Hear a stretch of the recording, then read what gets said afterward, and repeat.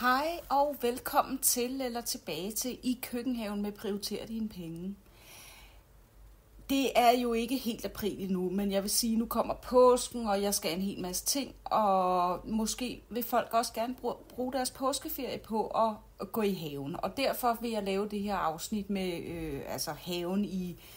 køkkenhaven i april allerede nu, selvom vi er jo også kun en uge fra april, så det er vel egentlig okay. Så kan man jo om ikke andet gå, og nogle af tingene er jeg begyndt at tyvstarte på, fordi jeg kan næsten ikke holde mig i skindet, og hvis I er ligesom jeg, og bare har tiden nu, fordi I måske har påskeferie, eller har fri et par dage, og vejret måske arter sig og sådan noget, jamen så synes jeg bare, I skal gå i gang. Der er ikke nogen, der siger, at det skal være i april, det her. Der er jo nogle ting, der er vigtige, at man ikke, altså man kan jo ikke begynde at plante sine tomater udenfor, for der kommer jo højst sandsynligt, og helt sikkert skulle jeg til at sige i hvert fald en frost og slå dem omkuld, ikke? Men altså, der er jo mange ting, hvor man godt kan tyvstarte, og det går nok, at man lige får startet en uge før, eller 4 dage før. Så vigtigt er det jo heller ikke. Naturen ved jo ikke, hvad kalenderen siger, så man skal jo også, i princippet skal man jo nogle gange faktisk stikke en finger i jorden, og altså næsten bogstaveligt, og mærke, hvad der sker i forhold til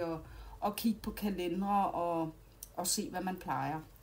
Altså selvfølgelig skal man ikke begynde at lægge kartofler, hvis der ligger 10 meter sne, og jorden er bundfrossen. Altså så giver det bare ingen mening. Men nok om det. Jeg laver nu i den her episode, skal det handle om haven i april. Og som jeg plejer, så deler det jo lidt op i sådan gøremål eller sådan to-do-listen i haven i april måned. De såninger, der skal laves, og dem deler jeg jo gerne op i sådan noget start, midt og slut. Hvad der skal sås i start, midt og slut april. Udplantninger, og så høst i april måned, altså hvad der gerne kunne, altså med god vilje står i haven, hvis så fremt man har plantet det, ikke? Og at det er overlevet og alt muligt andet. Og så er der jo det her med at få foråret ind i stuen. Nu er foråret jo faktisk også uden for døren, så det her var jo mest interessant i januar, februar måned og så videre, hvor man kan drive de her grene og simpelthen klippe nogle grene af nogle buske og træer ude i naturen, og så få lidt blomstring inde i stuen, så man får sådan et forskud på foråret. Men nu er det jo forår. Vi er jo faktisk når vi når til april, tager vi fat på anden forårsmåned, og det er simpelthen så skønt. Men derfor er der stadig nogle grene, som ikke blomstrer ude i naturen, og som man kan snyde til en blomstring indenfor, hvis man ikke kan vente. Men nu er der så meget andet, der blomstrer nu, så jeg tager den her måned med hensyn til at drive grene, og så giver det ikke rigtig mening efter det. Så ja, det hedder det sidste afsnit, hvad man kan drive af grene. Så vil jeg også lige starte med at sige, og jeg siger det sikkert også senere, at jeg kommer også med en eller anden special omkring sommerblomster. Fordi når man har en køkkenhave, ja, så handler det om, hvad kan spises. Og en del blomster er jo også spiselige, og det er jo fint nok, ikke? Morgenfruer og alt muligt andet. Men det er jo også godt at have, altså det kan godt være, at man har så lidt en plads, at man simpelthen kun vil satse på grøntsager, fordi for en handler det om at få mad på bordet. Men jeg synes, at skulle der være en kål, der dør, skulle der være en kartoffelplante, der går ud på grund af frost, eller hvad det kan være, et eller andet, så sæt et eller andet, altså så have nogle sommerblomster, eller nogle blomster af en eller anden art, til rådighed og ved hånden, og forspiret, eller hvad ved jeg, eller køb ned i planteskolen, eller i Netto, og sæt, fordi det tiltrækker jo insekter, og bier, og mariehøns, og alt muligt andet krat og kravl, som vi jo gerne vil have, som faktisk hjælper til, at vi får en frodighed i vores grøntsagshave, altså i den spiselige have. Så den pyntlige have, det hedder det overhovedet ikke. Det hedder vel, hvad hedder det? Det hedder, nu kan jeg overhovedet ikke komme på det, men blomster, altså der, hvor der er blomster i forhold til, hvor man dyrker grøntsager. Det hele kører jo sammen i et stort, dejligt, biologisk sådan pærevælde, hvor alting nyder godt af, altså så længe vi ikke sprøjter med gifte og alt muligt andet, så gør naturen jo det, den gør, og det er jo, at der kommer nogle, altså der er en eller anden cyklus, og hvor der kommer nogle mariehøns, der spiser bladlusene på chiliplanten, eller hvad ved jeg, og Altså hvis man ikke har plantet, det ved jeg ikke, tallerkensmækker, som for eksempel sikkert noget pjat, som mariehønsene elsker, så får man jo ikke mariehøns i sin have, og så flytter bladlusen ind og æder et eller andet, ikke? Så jeg vil lave den her special med nogle sommerblomster, og det skal jo ikke kun være, fordi det er givtigt for, altså det skal jo også være, fordi det er kønt at kigge på, ikke? Så men det laver jeg et andet afsnit om, og så kan I lytte eller lade være. Godt. Lad os tage fat i køkkenhaven i april måned. To do i haven, altså gøremål i haven. Mit første punkt er og vil altid være, før havedagbog og tag billeder. Altså nu begynder der så småt at ske noget, om ikke andet, fordi du planter nogle ting ud. Så nu begynder bedene at se lidt mere interessante ud, end da der bare lå jord. Altså, og da det bare var brunt og kedeligt, ikke? Men nu begynder det for det første at pible frem med ukrudt. Hvor dejligt, ikke? Men altså, det er da trods alt grønt i det mindste, så et punkt her på to-do-listen i haven, det er altså også stadigvæk at luge ukrudt. Jo mere du får her, mens det er småt, inden det rigtig får fat og får et godt fyldigt rodnet og så videre, des bedre, ikke? Ja, så kan du selvfølgelig forspire grøntsager, og man kan også begynde at forspire sommerblomster op i stuen i start april, enten indenfor eller i drivhus. Og så kan man altså også så dem udenfor direkte, altså sommerblomsterne. I slut april kan man begynde at så dem direkte, og det er jo morgenfruer, zinnier og alt muligt andet. Så kan man begynde at plante ud i sin bede, og det har man jo allerede begyndt på muligvis, men der er jo ting, der er klar nu oppe i vindueskarmen eller inde i drivhuset, eller hvor man har sine forspirede planter stående, og de skal jo også altså sådan i løbet af måneden ned i haven og plantes ud. Og så kan du begynde nu at lave gødningsvand, og det er altså en rigtig god idé, og for jeg synes ikke, man skal gå og gøde med alt muligt giftigt og kunstigt og sådan noget, som nogle fabrikanter har fabrikeret, ikke? Så gør det selv så naturligt som muligt. Og det jeg i hvert fald gør, det er, at jeg går ud med gode handsker på og plukker brændenældeskud. Og så har jeg en kulsukker, som er en plante, stående nede i haven, som blomstrer nu så yndigt i øvrigt med sådan nogle røde blomster. De er til at overse det nede ved jorden og så videre, men ikke desto mindre er der ikke særlig mange røde blomster, der er fremme lige nu, så det er meget sjovt. Men i hvert fald bladene fra kulsukker, pluk dem og pluk brændenælder. Fyld 10 liter vand i en eller anden spand, som du så har stående, lad være med at fylde 10 liter vand i. Gør det, at du tager alle dine brændenældeskud og eventuelt kulsukkerskud osv., og smider op i den her spand, fylder så godt op, som du kan. Og så overhælder med vand, så den her 10 liters spand, den bliver fyldt. Og det må gerne være regnvand. Altså, så hvis du har en eller anden regntønde, eller opsamler regnvand på anden måde, det gør vi nede i haven, så kan jeg fylde den op derfra.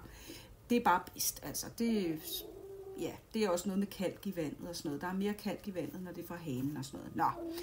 Og så lader du den her spand stå et eller andet sted i 2 uger, og det begynder altså at lugte ganske forfærdeligt. Så måske et hjørne af haven, eller et eller andet sted, du ikke lige kommer så tit, eller også så tager vi bare den lugt med, for vi ved jo, det er godt, ikke? Det er ligesom, når jeg nogle gange vil drikke eller spise et eller andet, jeg ikke synes smager så godt, men jeg ved, at det er rigtig, rigtig sundt for mig. Min datter er sød til det, for eksempel, når jeg kommer med et eller andet ingefærhalløj, jeg er gået helt amok med, og så tænker hun bare, nej, nu er mor der igen, så holder hun sig for næsen, og så ned med det. Hun ved, det er godt for hende. Mors grønne smoothies og sådan noget. Og så, det synes jeg bare er fint. Så lad os, men ellers kan du få det ud af lugteafstand, så er det da nok et meget godt tip, fordi det lugter altså rimelig kras. Men lad det alligevel få lidt luft, men læg et eller andet slags net henover, så det er nogenlunde beskyttet. Og efter cirka 2 ugers tid, så har du det her dejlige gødningsvand, som selvfølgelig er rigtig kras for planter, så det skal altså fortyndes. Og fortynd det sådan noget 1-20, når du bruger det over småplanter, og 1-10, hvis du bruger dem til sådan nogle større etablerede planter. Ja, det var hvad man kunne gøre i haven i den her måned. Så er der de såninger, der kan laves i april. Og jeg har som sagt delt det sådan nogenlunde op i sådan noget start, midt, slut. Og her i starten, der kan man i hvert fald lægge kartofler, hvis ikke man allerede har gjort det. Altså jeg vil starte med at sige, at man kan jo gå tilbage og lytte til podcasten altså med køkkenhaven i marts måned, fordi man kan så alt det samme, som man gjorde i marts. Det kan man også så her i april. Det er ved at være lidt sent for eksempel knoldselleri, så der skal man nok se at komme i gang. Men ellers så rødbeder, fennikel, kål, gulerødder, pastinak, whatever. Alle de der ting, jeg nævnte sidste måned, kan sagtens sås nu også. Så det, jeg kommer med, det er de her ekstra ting. De ting, altså, så endelig, har I ikke lyttet til den fra marts, har I slet ikke sået noget endnu, så gå tilbage og lyt til marts og se, hvad I kan komme i gang med. Men det, der er ud over det, man også stadig kan så i april, men som vi såede i marts, det er, at man kan så basilikum nu. Det er ved at være tid. Den er jo sådan forholdsvis varmeelskende. Den skal ikke ud før der en gang i maj måned, når vi ved, at den frosten er over. Det er sådan nogenlunde dagstemperatur, man kan holde ud og leve i. Så det er ved at være tid til dem. Så er det også, man kan stadig nå at så tomater. Specielt hvis det er til udendørs tomater, altså sådan frilandstomater, men man kan sikkert også så dem til inde i drivhuset. Jeg ejer ikke et drivhus, så alt mit er friland, og jeg har sået tomater, men de kan også sås nu. Bladselleri kan stadig sås, sommerblomster som sagt, og porre. Nu er det tid for porre, og vi har kun den her ene chance. Man kan altså også godt så dem måske senere hen i april, men jeg så dem i starten af april, og det er nu, vi har chancen, hvis vi vil have porre sågar at spise stadigvæk nu her i april. Så man sår dem, og så har man glæde af dem fra efteråret og hen over vinteren og ind i foråret næste år. Så det vil man gerne have, og det smager jo dejligt. Gå tilbage og hør den her om, hvordan man sår porre og ting og sager. Jeg har sådan, jeg har et, hvor temaet er altså at så porre og udplante den, og hvordan man beskytter den, og hvilke skadedyr der kan være, for der er desværre nogle skadedyr i porren og så videre. Så hvordan man bedst får succes med porre. Så i midten af måneden, eller sådan, skal vi ikke sige, kalde det midt til slut, der kan man der kan man så bladbeder.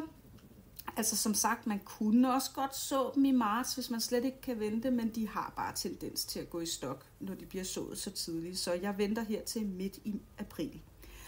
Og i midt til slut april er det også, jeg går i gang med agurker, squash, græskar, majs, og jeg stopper der, de her lidt varmeelskende planter. Og så venter jeg altså til slut i april, før jeg sår bønner, som simpelthen bare gror, så man tror, det er løgn. Altså, der er jo en grund til, at den her børnebog, Hans og Bønnestagen, den er kommet frem. Det er jo, det giver jo god de kan jo ikke vokse op i himlen op til en eller anden kæmpe, der sidder på noget guld på en enkelt nat, men det er jo det, der sker i børnebogen, men de vokser. Altså, der er krokraft her, ikke? Så så jeg også her i slutningen af april rosenkål og sommerblomster direkte, som sagt, i bedet. Og så er der i løbet af hele april, er der måske noget, du gerne vil have andet hold af. Der er måske nogle af dine yndlingsting, du bare gerne vil have i haven hele tiden, der skal afløse, altså det ene hold skal erstatte det andet. For eksempel salat, eller fennikel, eller koriander, eller hvad det kan være, du gerne vil have en lindstrøm af, så skal du endelig bare lave, en anden såning, eller er det måske en tredje såning nu, det ved jeg ikke for jer. Men i hvert fald, så bare se at få det sået, hvis du er en af dem, der bare gerne vil have koriander hele tiden, så så dem hver anden uge hele året, skulle jeg til at sige. Ja, så er vi nået til, hvad der kan udplantes i april. Og altså, man udplanter jo de her små stiklinger, der står i deres små forspirede moduler, eller såbakker, eller hvor man har dem. Dem udplanter man jo, når de er klar. Altså, som sagt skal man jo ikke begynde at stille varmeelskende planter ud endnu.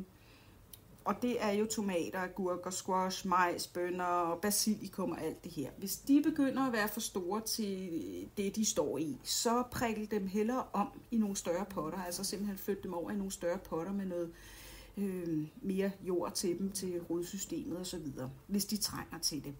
Men ellers så er det jo sådan cirka et sted mellem, jamen alt fra 3-4 uger til op til 6 uger, fra de er sået til de er klar til at komme ud i haven. Og det er de altså, når de er klar. Altså, hvad betyder det?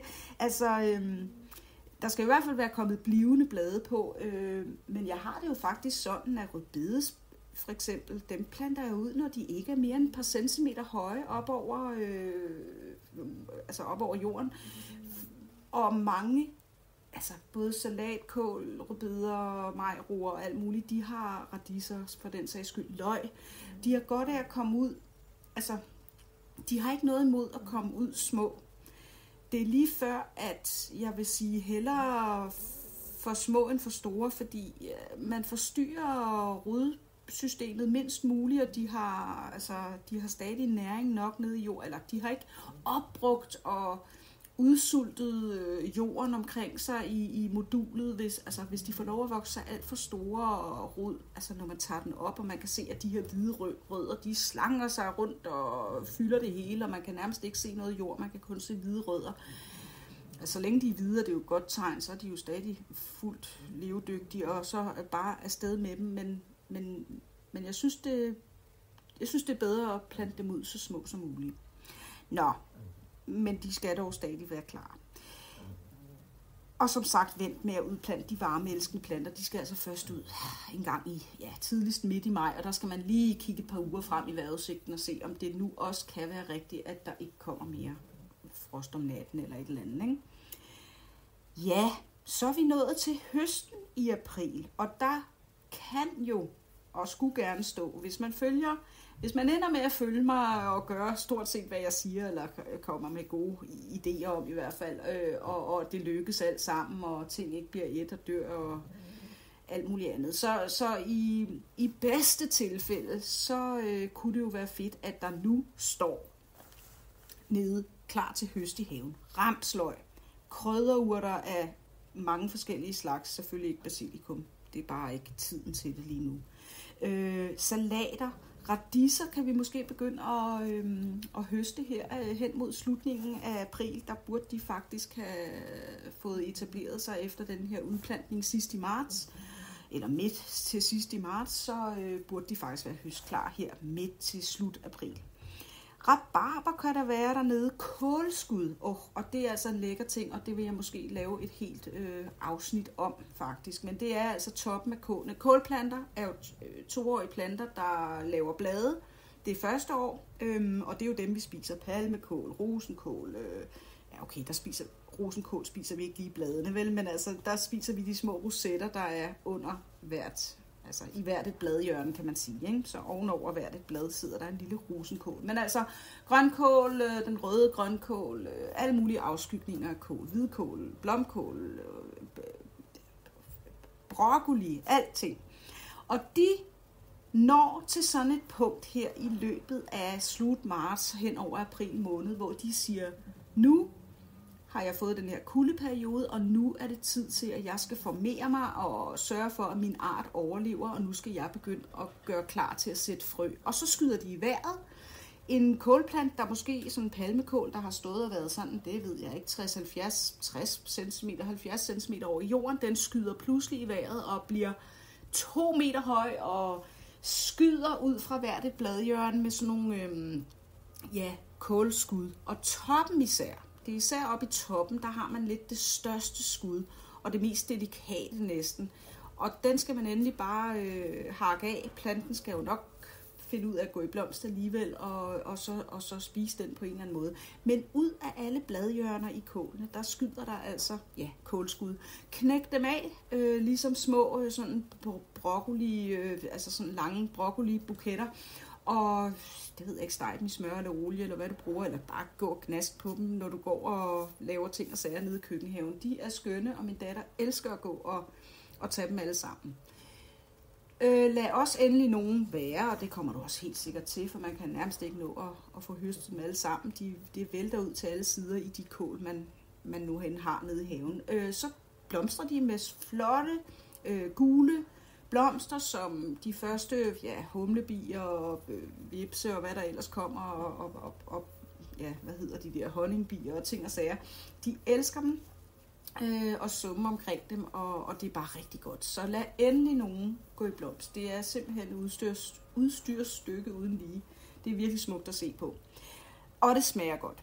Yes, kålskud, det var nok om det. Nu behøver jeg næsten ikke lave et program om det, for det var hvad der var at sige om det, sådan umiddelbart. De er gode. Så kan der også være rucola nede i haven. De skyder i øvrigt også. Rucola er jo også en slags kål. De går også i blomst på et eller andet tidspunkt henad mod maj. Og de skyder med hvide blomster. Og det er det samme med, ligesom i kålblomsters tilfælde, at og det fik jeg ikke sagt, men i kålblomsters tilfælde, man kan spise blomsterne, og det kan man også med rucola.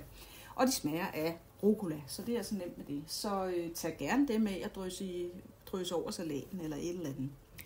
Ærteskud burde også være ved at være klar fra det her års såning, altså såning tidligere på året. Spinat, som både hvis man har sået det i februar, så hen imod slutningen af måneden her i april måned, kan man så begynde at høste det. Men ellers det, der har overlevet fra sidste år, hvis man har sået omkring starten af august, så er nogle af planterne måske overlevet og begynder at skyde rigtig meget her i marts og april.